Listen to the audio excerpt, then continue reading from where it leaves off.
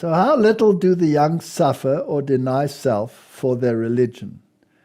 To sacrifice is scarcely thought of amongst them. They entirely fail of imitating the pattern in this respect.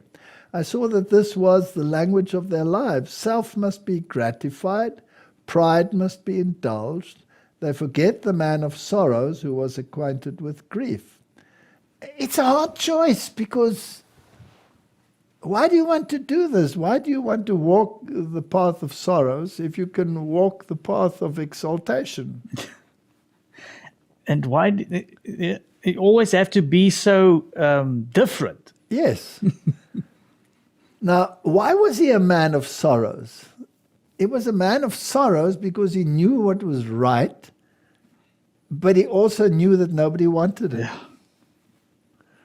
And that made him sorrowful. Because he also knew that if you didn't want it, you didn't qualify for heaven. That's he knew that's why he was sorrowful. Okay, so in heaven, where everybody does the will of God, is he a man of sorrows? No.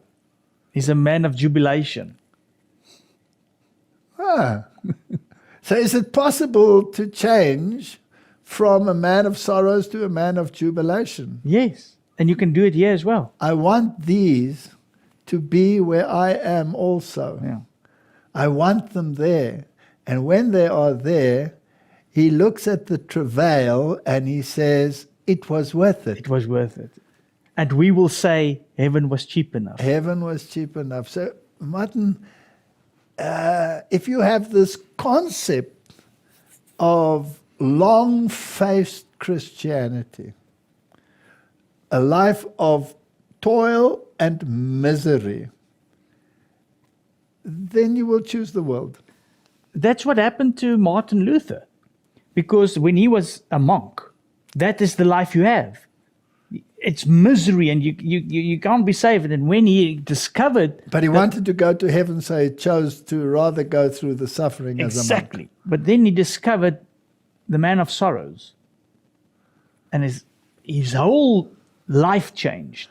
Okay, so we have to define why he is a man of sorrows. I think we've done it. Yeah. He is a man of sorrows because he knows the consequences of sin, and he knows the choices that people make that make him sorrowful. It's like a parent that sees his child going the wrong way, and he becomes sorrowful. And when he sees him going the right way, he becomes joyful. Exactly.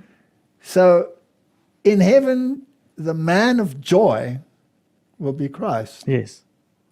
And those that have followed him will be the children of joy. So don't look at the way in which the world is running now. Yeah. Keep your eyes focused on the future. The sufferings of Jesus in Gethsemane, his sweating, as it were, great drops of blood in the garden, the plaited crown of thorns that pierced his holy brow, do not move them.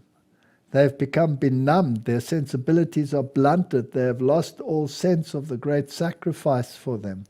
They don't want to go there. No. They don't want to go there, and least of all do they want to follow there. Want a life of ease according to the world.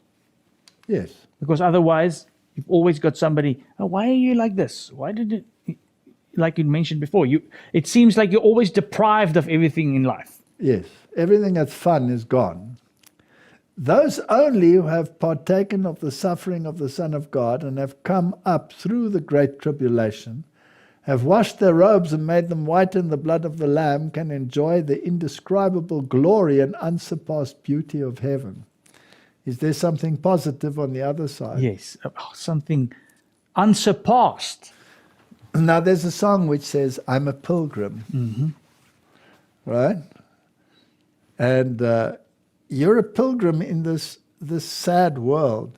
Let's say you have a nuclear apocalypse.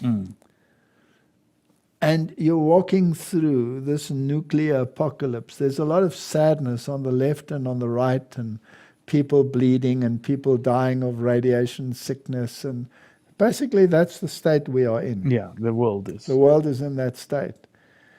And if this is your world, then it's a rather sad place to be, because it's not going to improve. No. It's going to go from bad to worse.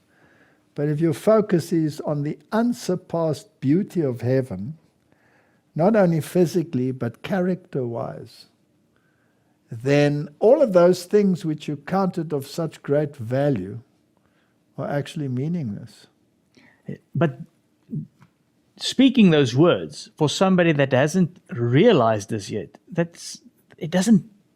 You have to get to that words get meaning to you.